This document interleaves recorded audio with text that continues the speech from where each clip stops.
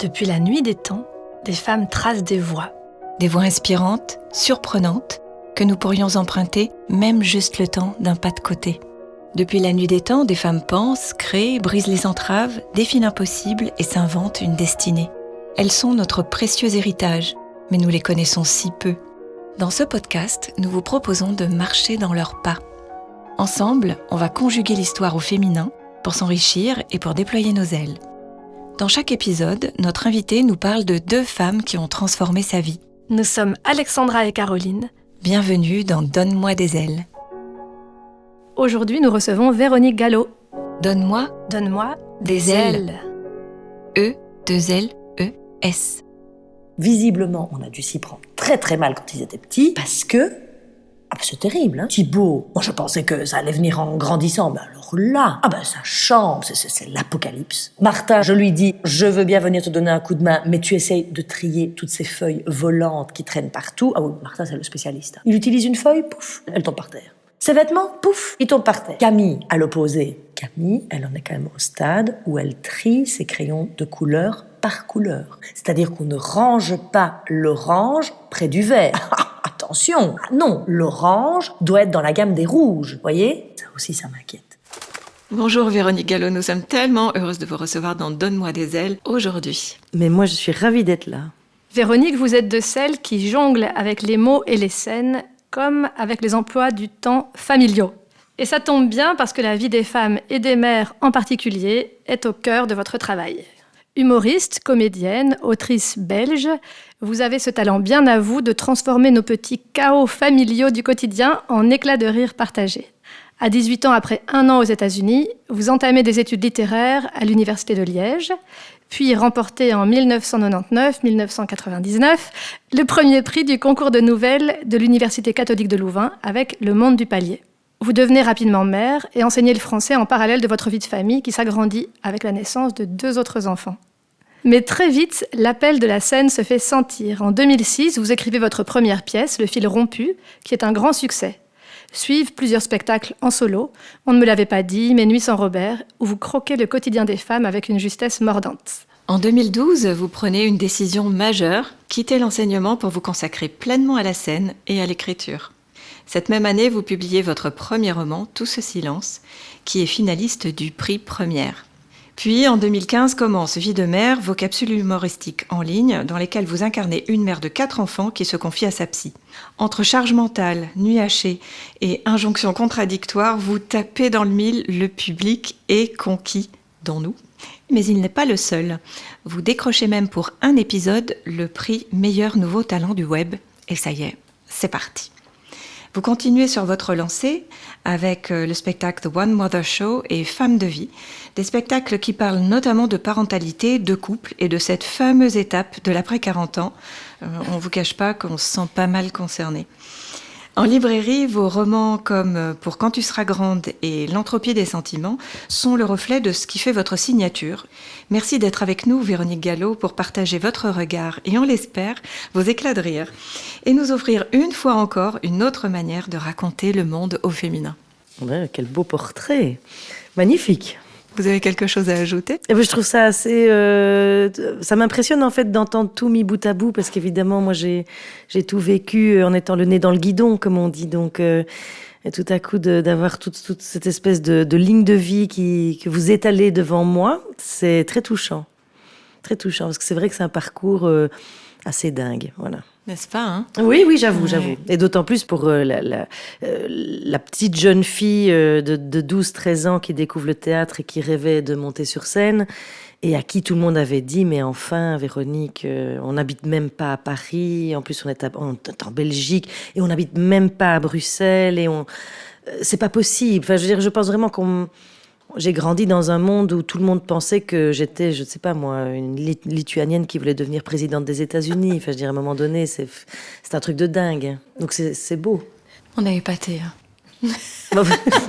Et on a été d'autant plus épatés en préparant l'épisode, en fait. Parce que nous, on vous connaît par vos vidéos et par ce sens inouï de la justesse. Mais quand on gratte, vraiment, vous gagnez à être connue, écoutez. Véronique Gallo. Alors aujourd'hui, avec vous, on va parler de 2 figures qui ont marqué votre chemin, justement, George Sand et Jacqueline Maillan. 2 femmes qui, chacune à leur manière, ont bousculé les codes et ouvert la voie, un peu comme vous le faites, à votre façon. C'est ça justement que je trouve extraordinaire dans la vie, c'est qu'on est tous forcément inspirés par d'autres, et puis à son tour, source d'inspiration. Et si on peut faire ce mouvement-là, parce que je pense que c'est un mouvement qu'on vit tous de manière presque inconsciente parce qu'on n'y réfléchit pas, alors il y a quelque chose de très juste qui se met en place, parce que c'est une manière aussi de renvoyer l'ascenseur de ce qu'on a reçu. Moi, j'ai été inspirée par beaucoup de femmes, et je suis très honorée quand je croise des personnes qui me disent « Ah, votre parcours est un exemple pour moi », parce que je me dis « Ah, c'est chouette, ça veut dire que j'ai eu des guides et je vais être le guide ». Donc ça, c'est magnifique. Voilà. Ça circule. C'est vraiment le propos de ce qu'on fait et qui rend si magique nos échanges. Oui, parce qu'on sent ça, on sent vraiment ce fil tissé entre les inspirations. Ah, mais je pense que c'est même le sens profond de la vie, c'est ça. Et justement, quand on regarde une biographie comme celle qu'on vient de lire, je crois que parfois c'est des moments où on réalise en fait, et on voit les moments qui ont été clés, qui ont été... Ah oui, mais c'est ça. C'est-à-dire que maintenant, avec le recul, je peux dire oh, ce moment-là était extraordinaire, alors que quand je l'ai vécu, pour moi, ça n'était qu'une petite étape qui n'était pas nécessairement fondatrice. On parlait du prix que j'ai reçu à Marseille, où, je ne vais pas vous mentir, c'est un ami qui m'avait dit « Oh, il y a un concours, tu devrais poster une de tes vidéos pour y participer ». Et le président du jury était Kev Adams. On m'a dit que voilà, que j'étais sélectionnée dans les 6 derniers. Et je me souviens que ma première pensée à l'époque, mes fils adoraient Kev, et je me souviens m'être dit, mais de toute façon, je vais aller là-bas, mais ça va foirer, parce que qu'est-ce qu'un jeune homme de 22 ans ou de 23 ans peut comprendre à ce que je raconte sur une vie de femme, une vie de mère? Donc je vais y aller parce que j'ai jamais vu Marseille. Voilà, finalement c'est peut-être bien sympa quand même d'aller visiter quelque chose. Et en fait j'ai raflé tous les prix et j'ai rencontré sa production qui m'a beaucoup aidée, qui m'a mis quand même le pied à l'étrier de beaucoup d'aventures. Et parce que Kev y avait vu, il avait reconnu sa mère, enfin je dirais les femmes avec qui il travaillait. Donc tout ça, ça fait partie, voilà, c'est un flux énergétique qui participe, et je pourrais vous raconter chaque étape, parce que chaque étape, il y a des histoires comme ça. C'est des très belles histoires. On adore, nous, les belles histoires dans Donne-moi des ailes. Donne-moi des ailes. Dans cette émission, nous avions déjà évoqué une autre femme célèbre qui est de la même lignée, Louise Dupin. Elle avait été choisie par Christophe André. Aujourd'hui, place à son arrière-petite-fille, tout aussi fascinante, George Sand, née Amandine Lucille Aurore Dupin. Elle grandit dans le Berry, au domaine de Nohant, élevée par sa grand-mère. Une enfance marquée par l'indépendance et la lecture, où elle forge sa vision du monde entre les récits des Lumières et la réalité paysanne qui l'entoure. Elle se marie à 19 ans, elle est mère de 2 enfants et ne se résigne pas à la vie domestique qui est imposée aux femmes. À 27 ans, elle quitte tout pour partir à Paris et se lance dans le journalisme et la littérature. D'abord en duo avec Jules Sandeau, sous le nom de J. Sand, avant d'adopter seule le prénom de Georges, une manière pour elle de s'imposer dans un monde où les femmes sont exclues de la reconnaissance littéraire. Elle publie Indiana, son premier roman, en 1832, et elle est directement propulsée sur le devant de la scène littéraire. Son œuvre est immense, près de 90 romans, mais aussi des pièces de théâtre, des essais et une correspondance de taille qui s'étend sur 26 volumes. Son écriture est abondante, souple, pleine d'éclat et de chaleur. Ses romans explorent la condition féminine, la justice sociale et la liberté individuelle. Elle soutient notamment la Révolution de 1848, défend l'éducation des filles, réclame des droits pour la classe ouvrière et plaide pour la protection des paysages ruraux. Autour d'elle, des intellectuels, des artistes, Balzac, Flaubert, Chopin, mais aussi Marie Dagout, historienne et féministe, ou encore Marie Dorval, actrice de théâtre, avec qui elle partage une amitié très forte. George Sand incarne un matrimoine littéraire essentiel, une femme qui nous prouve que la liberté ne se demande pas, elle se prend. Ça, c'est vraiment très très juste. Je pense que c'est quelque chose qu'on devrait inculquer à nos enfants, parce qu'on n'a pas du tout été élevés comme ça. On pense que la liberté, c'est quelque chose qu'on peut nous offrir. Or, c'est nous-mêmes qui devons à chaque fois aller la chercher. Et George Sand, elle est l'exemple. Alors, évidemment, elle a une œuvre prolifique. Alors, moi, je suis une ancienne prof de lettres. Donc, j'ai voilà, La Mare au diable ou Indiana. Enfin, elle écrit magnifiquement bien. Mais ce qui est très inspirant, c'est comment une femme de cette époque-là, dans un 19e siècle, extrêmement masculin et encore plus dans le milieu artistique, où vraiment il y a très peu de place pour les femmes, la manière dont elle prend sa liberté en décidant qu'elle va se ficher de tout ce qu'on peut penser d'elle. Donc ça va jusqu'à décider de mettre des pantalons, jusqu'à décider de fumer la pipe. Moi, je trouve ça extraordinaire. Franchement, je crois que c'est un de mes gros fantasmes. Je pense qu'un jour, je vais m'acheter une pipe aussi, juste pour voir ce que ça fait. Non, mais je trouve ça extraordinaire pour pouvoir rentrer dans les salons littéraires, etc. Et puis, il y a toute la partie plus émotionnelle de sa vie que je trouve fascinante. C'est-à-dire que elle s'autorise à être et à aimer profondément, en dehors des convenances, puisqu'elle quitte son mari assez rapidement avec 2 petites filles en bas âge. Elle va avoir une longue aventure avec Chopin, enfin, je veux dire quand même, enfin, c'est pas mal, hein. Je trouve que c'est quand même chouette. Après, sur le moment, est-ce qu'elle se rendait compte que c'était vraiment waouh, je ne sais pas. Et puis avec Alfred de Musset, qui a quand même 7 ans de moins qu'elle. Je veux dire, ce qui, à l'époque, je veux dire, déjà aujourd'hui, quand une femme vit ce genre de choses, maintenant, il me semble que c'est passé plus ou moins dans les mœurs, mais enfin, donc elle, au 19e siècle, avoir cette liaison avec Alfred de Musset, c'est extraordinaire. Et puis, elle s'est autorisée... Voilà, quand l'amour n'était plus là, l'amour n'était plus là. Et non, mais c'est très beau, je trouve. C'est très libre, c'est extraordinaire comme modèle. Moi, ça me fascine. On pense, nous, chez Donne-moi des ailes, que en fait, notre trajectoire, c'est certainement un mi-chemin entre s'autoriser son propre sillon, sa propre lumière, tout en s'inspirant des autres et en déplafonnant, en osant déplafonner nos propres limites grâce à l'inspiration des autres. C'est tout à fait ça, d'avoir reçu un héritage de la part de ce que moi j'appelle des guides ou des gens qu'on admire. Moi, il m'a fallu beaucoup de temps pour m'autoriser à embrasser cette carrière théâtrale. Mais parce que je pense que moi-même, j'avais peur de ce qu'on pourrait penser de moi en tant que jeune maman, de ce métier où on travaille le soir, Enfin, j'ai mis en place moi-même une forme de prison. J'étais convaincue que c'était mon rôle de femme de faire ça. Et je me souviens qu'au début, mes proches me disaient mais tu vas faire un stage de théâtre d'une semaine.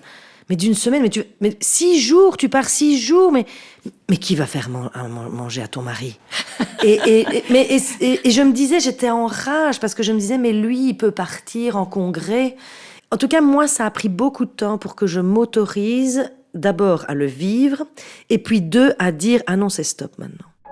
Bertrand, ne commence pas là-dessus, parce que qui voulait une famille nombreuse, très nombreuse, c'est toi. Donc, à un moment donné, merde quoi, qu'est-ce qu'il a pu me dire? Je t'ai déjà dit, si t'es trop crevé, si t'as trop de boulot, prends une pause carrière. Je dis, mais Bertrand, pourquoi est-ce que c'est moi qui devrais prendre une pause carrière? J'adore ce que je fais. Enfin, déjà, quand les enfants étaient petits, là, j'ai mis ma carrière entre parenthèses, là, maintenant, j'ai enfin l'occasion un peu de...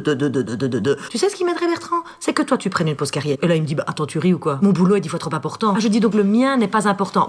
Si, mais enfin, à ce moment-là, je sentais à l'intérieur de moi que j'étais en train J'étais comme du lait qu'on fait bouillir. À un moment donné, ça fait... Et j'étais avec cette télécommande en main et je le regardais me raconter toutes ces inepties, à tel point que j'ai eu l'envie. Je dois bien vous l'avouer. J'en suis gênée, hein. Je lui aurais bien mis la télécommande dans la gueule. Paf! Il me semble qu'on se met nous-mêmes, et souvent nous les femmes, dans notre propre prison. On peut s'en libérer, en tout cas, et à tout âge. Et notamment en découvrant des héroïnes du passé, des personnes qui ont fait ces combats avant nous, et notamment, justement, George Sand. Vous nous disiez que vous aviez un petit extrait, peut-être qu'on pourrait se plonger dans ces mots avant de... Oui, c'est magnifique. Oui, j'avais pris un petit extrait que j'adore. Donc, en fait, elle a énormément correspondu. Elle vient de rompre, en fait, avec Alfred de Musset. Et elle lui dit « Mets ton bon cœur, ne le tue pas, je t'en prie. » Qu'il se mette tout entier ou en partie dans toutes les amours de ta vie, mais qu'il y joue toujours son rôle noble, afin qu'un jour tu puisses regarder en arrière et dire comme moi, j'ai souffert souvent, je me suis trompée quelquefois, mais j'ai aimé, c'est moi qui ai vécu, et non pas un être factice créé par mon orgueil et mon ennui. C'est sublime. C'est d'une modernité. Ah, c'est d'une modernité, elle a tout compris. Elle a tout compris aux vies dans lesquelles on s'enferme, par orgueil aussi, parce qu'on a tous un combat à mener contre notre ego, et que c'est le travail de toute une vie, et par ennui. Et on imagine, hein, quand on projette en plein 19e, qui est non seulement un siècle où le patriarcat fait rage, mais qui est surtout vraiment un siècle d'une violence Tout à fait. et d'une misogynie Ah, hallucinante. Nous qui avons beaucoup travaillé l'histoire des femmes en Europe dans le cadre de nos recherches sur Donne-moi des ailes, on voit à quel point il y a un pivot sur ce 19e siècle. Et je trouve, j'ai envie de le dire à voix haute, parce que moi, ça m'a toujours fascinée chez George Sand, elle est également fascinante dans sa sexualité. Et je trouve que c'est très important d'en parler parce qu'elle se donne la possibilité de vivre ce qu'elle a à vivre dans une recherche claire et nette aussi du plaisir féminin. Ce qui est quand même quelque chose, même nous dans notre génération, moi je suis contente parce que j'ai une fille qui va avoir 12 ans et je vois bien qu'elle est éduquée dans autre chose et je trouve ça tellement fantastique. Moi, j'ai même grandi avec la notion de devoir conjugal, avec presque la peur de compter dans ma tête, en me disant, mince, ça fait quand même 5 jours, là, ça fait 5 jours qu'on n'a plus... Mais c'est quelque chose... Moi, je trouve que c'est très important d'en parler. Très important de discuter de tout ça, d'ouvrir en tout cas le dialogue là-dessus. Ça ne veut pas dire qu'il y a des vérités, ça ne veut pas dire que... Et chacun doit vivre sa sexualité comme il a envie de la vivre, peu importe. Mais il y a quand même des choses à transmettre pour les générations suivantes, et y compris à nos fils. Et comment vous l'avez découverte, George Sand? Donc j'imagine c'est via les études? Alors c'était déjà avant parce que ma maman avait dans sa bibliothèque La Mare au diable, que j'ai lu, je pense, mais j'étais toute jeune, j'avais 13 ans, parce que ma maman avait une très jolie bibliothèque avec aussi pas mal d'ouvrages qui m'étaient plus ou moins interdits, puisque j'étais passionnée, je lisais énormément. Ça a été vraiment pour moi un ressourcement quotidien dans mon enfance, parce que je me réveillais très très tôt tous les matins. Et ma maman me disait, tu retournes dans ton lit et tu lis. Et tu vas t'occuper. Donc, en fait, j'ai appris à lire toute seule, quasi à 5 ans, avec les oui-oui. Et je n'ai jamais cessé de lire. Et quand j'avais 12-13 ans, alors il y avait déjà eu... maman m'avait dit, j'avais dit, c'est quoi ça? Elle m'avait dit, ah, ça c'est Les oiseaux se cachent pour mourir. Et j'avais dit, oh, c'est quoi? Il y a 2 tomes. Elle m'avait dit, tu ne peux pas lire ça, tu es beaucoup trop jeune. Évidemment, à 11 ans, je les ai lus, j'étais passionnée par Les oiseaux se cachent pour mourir à l'époque. Et il y a eu La Mare au diable par après de George Sand. Et c'est par contre très étonnant, parce que en préparant cette émission, je me suis rappelé à quel point George Sand avait compté pour moi. Et je me suis dit, c'est dingue, parce qu'en fait, j'ai même pas fait mon mémoire sur elle. Mais voilà. Donc oui, je l'ai découverte comme ça. Et puis parce qu'il y a eu aussi ce film. Vraiment, ce film, ça, je m'en souviens très très bien. Je crois que c'est un film qui date, je sais plus si c'est 1992 ou 93, avec Juliette Binoche, que j'adore comme actrice, et qui m'avait terriblement marquée aussi. Et j'étais toute jeune, donc j'avais 17 ans. Et en même temps, vous dites que c'est bizarre, mais j'ai l'impression que cet effacement des femmes de la culture, en fait, c'est que même quand on a une envie de transmettre une passion, c'est tellement pas partagé, c'est tellement pas enseigné. Ah oui, c'est ça. Finalement, on se laisse, prendre, en fait. Et bizarrement, on ne parle que d'hommes. Je vois bien que même moi, dans mon métier, pendant des années, j'ai dit à des journalistes, ah mais j'ai grandi avec Guy Bedos, j'ai grandi avec Pierre Desproges, ce qui est vrai. Je ne vais pas retirer à Guy Bedos ou à Pierre Desproges ceux qui m'ont apporté. Mais j'ai aussi énormément grandi avec Jacqueline Maillan ou avec Muriel Robin. Et même presque plus. Et donc c'est bien qu'on en parle, c'est bien. Et en plus, en ce qui concerne George Sand, elle a fait aussi partie de ces femmes qui ont été réduites à des clichés absolument désastreux, parce on a surtout retenu d'elle qu'elle était l'amante de Chopin. Oui, voilà, une mangeuse d'hommes. Une mangeuse d'hommes. Ou un garçon manqué. Qui se faisait appeler Georges. Voilà, c'est ça. On a même ici Baudelaire qui l'a décrit, on le cite comme lourde et bavarde. Je pense que oui, c'est ça qui est terrible, c'est que... Mais il y a quelque chose là, en tant que femme, où c'est encore très très compliqué pour nous, mais même encore aujourd'hui, je trouve. Ça, c'est encore un truc qui est très difficile, et même parfois entre femmes. C'est-à-dire qu'on peut même être confronté au jugement de ses pairs, qui est parfois même bien plus dur et difficile que le jugement des hommes. Après, on est bien d'accord qu'une femme qui prend sa liberté, qui la revendique, qui est un peu... Oui, je pense qu'il me semble que j'avais lu que George Sand avait été déjà un peu, pas garçon manqué, mais très affirmé. Enfin, c'est une femme affirmée depuis le début. Je veux dire, on ne devient pas... je crois pas qu'on devient George Sand d'un coup. Je veux dire, c'est une nature. Et on le verra quand on parlera de Jacqueline Maillan aussi. C'est une nature. Mais c'est vrai que c'est très critiquable et très vite critiqué. Mais c'est vraiment fou parce que quand on pense qu'elle est à la tête d'une œuvre...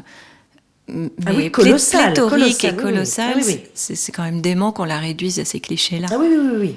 Et que de toute façon, globalement, tout le monde... Alors déjà, je ne sais pas qui connaît l'œuvre de George Sand. Moi-même, je ne la connais pas. Enfin voilà. Et honnêtement, j'ai lu 3 romans. Je n'en ai pas lu... Enfin, il y en a plein. Il y a des pièces de théâtre, il y a plein de choses. Et j'ai lu sa correspondance, parce que ça, c'est magnifique aussi. Mais je pense qu'il y a encore beaucoup de choses...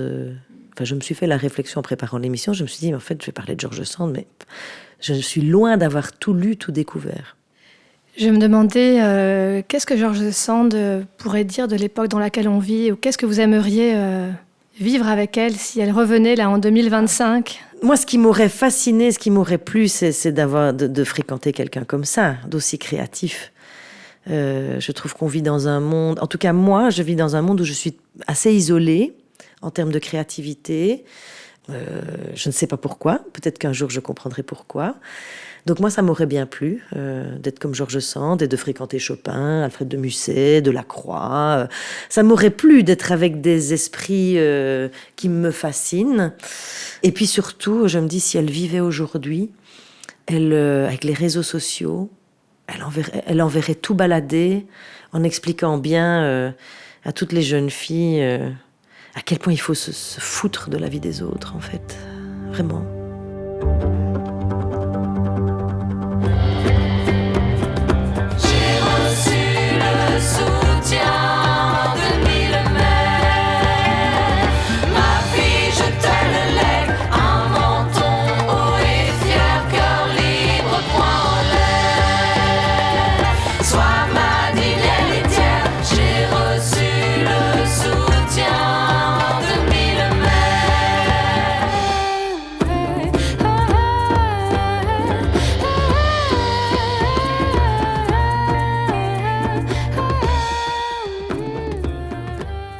Comme c'est étrange et comme c'est émouvant. Comme la vie est un éternel recommencement. Les mots ont changé, mais le sens est le même. Pauvre mec, mon pauvre ami. Même sens. J'en ai vraiment ras-le-bol. Je crains d'avoir atteint le point de non-retour. J'écrivais bien quand même. Alors adieu. Je reprends cette liberté qui m'est chère et que je vous avais abandonnée. Alors ciao, bon vent, je me tire. Pareil, c'est pareil. Chez elle, c'est plus elliptique, c'est tout. Désormais, tu peux draguer tous les boudins que tu voudras. J'en ai rien à branler. Ah, d'accord. Désormais, vous avez tout loisir d'être volage et de succomber aux tentations de la chair. Peu me chaud. Donne-moi des ailes. E-2-L-E-S. Vous l'entendez, Jacqueline Maillan, c'est l'énergie, l'extravagance et un rire qui claque. Mais avant d'enflammer les planches, elle passe par le secrétariat et la puériculture. Pas vraiment son truc. Ce qu'elle aime, c'est jouer. Alors, en 1944, elle aussi monte à Paris et débarque au cours Simon. On la pousse vers le drame, mais impossible de brider son talent comique. Même avec Racine, elle fait rire. Le théâtre, c'est sa maison. Dans les années 60 et 70, elle devient la reine du théâtre de boulevard. Folle Amanda, Potiche, La Facture, des rôles taillés pour elle, des personnages fantasques et exubérants qui secouent tout sur leur passage. Pas de demi-mesure. Même au cinéma, face à Louis de Funès dans Pouic Pouic par exemple, elle ne se laisse pas impressionner. Oh, alors c'est merveilleux. Oui. Mais il faut que je vous embrasse. Oh, mais Patricia a très bon goût, n'est-ce pas, Léo?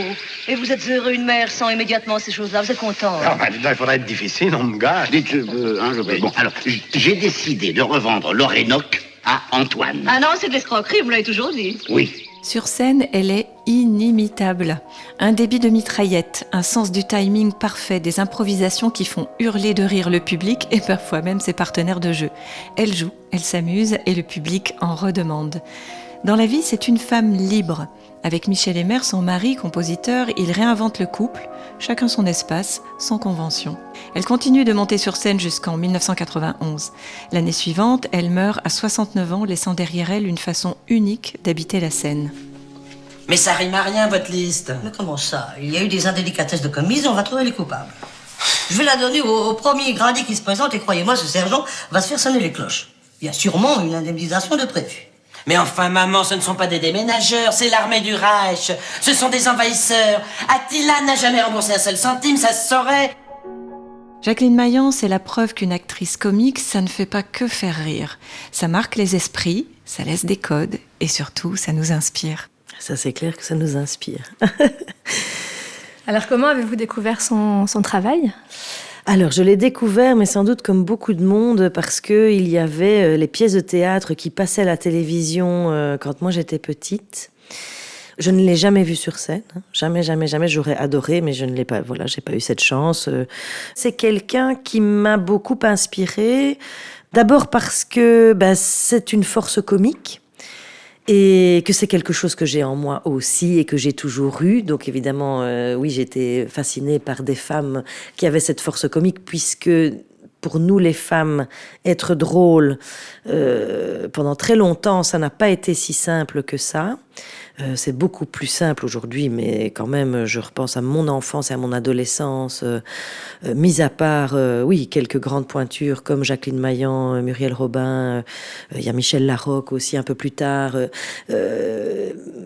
C'était pas nécessairement bien considéré, en fait, où les femmes faisaient moins rire que les hommes.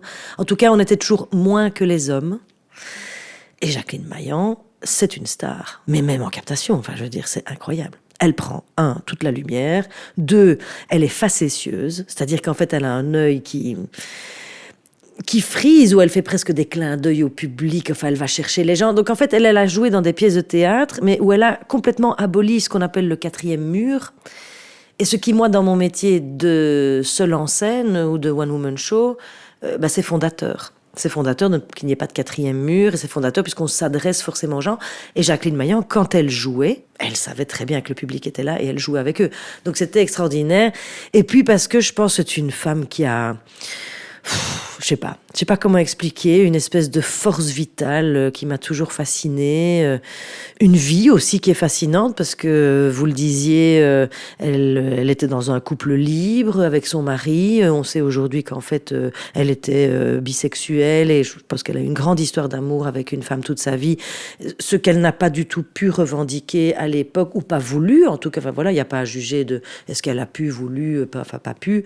Mais en tout cas, elle l'a vécu. Elle a vécu sa vie et la seule chose que je trouve aussi très touchante chez elle, c'est que moi j'aurais aimé la voir dans des rôles tragiques. Et que ça me fait beaucoup penser aussi à Muriel Robin, qui est une grande comédienne, une immense comédienne que j'admire énormément et qu'on a mise dans une case. Parce qu'évidemment, le monde dans lequel on vit met toujours tout le monde dans des cases. Et encore plus les femmes. Et encore plus les femmes. Voilà, on va pas se plaindre. On n'a qu'à en sortir nous-mêmes. Mais oui, on est dans des cases. Oui. C'est sûr, et c'est tellement beau quand on leur permet d'en sortir. Enfin, l'interprétation récente là, de Muriel Robin dans Encore, voilà, juste magnifique. Mais extraordinaire. Voilà. Mais je pense aussi que tout à coup, il faut que tout le monde se bouge, parce qu'évidemment, ça n'est pas si simple quand on est dans un milieu professionnel où on vous a mis dans une case. C'est quand même très difficile d'en sortir. Il y a du boulot encore par rapport à ça. Et nous, on vous remercie vraiment parce qu'en préparant l'émission, on a redécouvert Jacqueline Maillan et en regardant, on s'est dit mais quelle modernité et quelle audace elle avait à l'époque. Il y a tellement de choses qui sont dites dont on a tellement besoin d'entendre, donc en même temps, c'est un peu... Oui. Elle est extraordinaire parce qu'en plus, elle sort du carcan de la femme... j'ai pas envie de dire la femme fatale, parce que évidemment qu'il y a des immenses actrices qui ont eu des carrières extraordinaires, mais qui incarnaient plus la femme fatale, la femme féminine, etc. Jacqueline Maillan, pour moi, elle incarne tout à coup la vie, la pulsation de la vie. Elle incarne aussi la normalité, c'est-à-dire que elle n'incarne pas le glamour, Jacqueline Maillan, et c'est OK. Et c'est très très bien. Et Je pense que c'est aussi pour ça qu'elle a ce succès populaire à ce point gigantesque, parce qu'en fait, les gens se reconnaissaient en elle. Une prestance de femme un peu, enfin, je dirais, elle a des côtés comme ça, un peu fermière par moments, enfin, je veux dire, qui sont très revendiqués, moi, que j'adore. Et puis, surtout, elle est très généreuse, y compris avec ses partenaires sur scène, c'est magnifique, c'est virevoltant, voilà, ça rend vivant de regarder Jacqueline Maillan. Oui, et puis ça rend vivant aussi finalement de revoir ce théâtre de boulevard qui a été un peu étiqueté ringard aujourd'hui, alors que finalement c'était déjà une façon de regarder avec beaucoup d'irrévérence la vie domestique, la charge domestique des femmes, le rôle de la femme au sein des familles.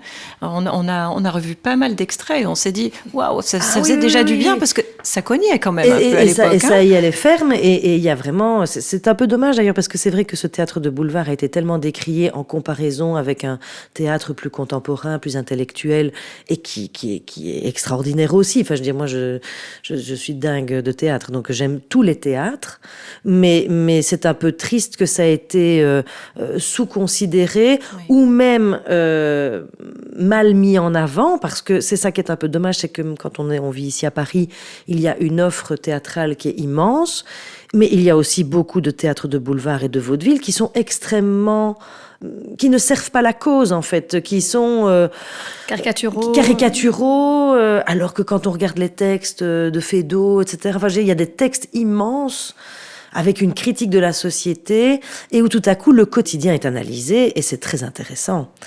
J'avoue, moi, c'est mon fer de lance, le quotidien, en tout cas la pulsation de la vie, bien plus que la grande histoire avec un grand H. Et sans doute chacun ses spécificités, mais je pense que c'est aussi pour ça que le travail de Jacqueline Maillan me touche autant, parce qu'elle a incarné ça. Elle a incarné cette vérité humaine. Et je trouve ça fascinant, moi. Et ça n'a pas dû être facile pour elle quand même, dans le milieu dans lequel elle évolue à l'époque, de faire sa place avec sa touche à elle. Ah ben, écoutez, je me suis posé la question en préparant l'émission aussi, parce que je trouve que finalement, il y a très peu de choses sur elle. Il existe un coffret DVD que j'ai à la maison avec plusieurs de ses pièces, mais où il n'y a pas nécessairement d'interview. Je pense qu'elle était aussi très discrète, je crois, sur sa vie. Elle a dû souffrir quand même de la comparaison avec les autres actrices de son époque. Et finalement, elle a eu une revanche extraordinaire, puisque je pense que c'est à partir de Pouic Pouic avec Louis de Funès, où tout à coup, donc ça on a quoi, en 1960 ou 61, je pense, ou quelque chose comme ça, où tout à coup, elle s'impose vraiment comme elle devient très connue. 35 ans, ce qui, à l'époque, est très très tard pour devenir connue. Donc, moi, ça, c'est quelque chose que j'aime bien aussi, puisque moi, j'ai commencé très tard. Donc voilà, donc c'est bien. C'est bien aussi, je trouve, de montrer que la reconnaissance du travail que l'on fait, ça peut venir à tout âge. Et moi qui accompagne les femmes en reconversion professionnelle, ce message ne s'adresse pas qu'aux jeunes, il s'adresse aussi aux femmes de 40 ans, de 50 ans qui veulent faire des gros virages dans leur vie et qui peuvent tout, même à leur âge, il n'est jamais trop tard. Ah oui, on est bien d'accord. On est bien d'accord, il n'est jamais trop tard et c'est beau, ça me fait du bien. Je suis tellement alignée avec qui je suis que je pense que je peux faire confiance en la vie. Voilà. Pour en revenir à Jacqueline Maillan, elle a incarné des femmes fortes, des femmes dominantes. Elle a vraiment inversé l'image de la femme à l'époque. Oui, bien sûr. Qu'est-ce que ça vous inspire ? Moi, j'adore cette image-là parce que moi, je viens d'une famille de femmes fortes. Je suis la petite fille d'une immigrée italienne, complètement écrasée par les hommes toute sa vie, mais qui en même temps a tout surmonté, c'est-à-dire qui a enterré ses 2 fils, qui a vécu avec mon grand-père, qui était quand même vraiment pas très cool et très sympa. Elle était fascinante, elle a survécu et elle me disait toujours, nous les femmes, nous sommes des survivantes.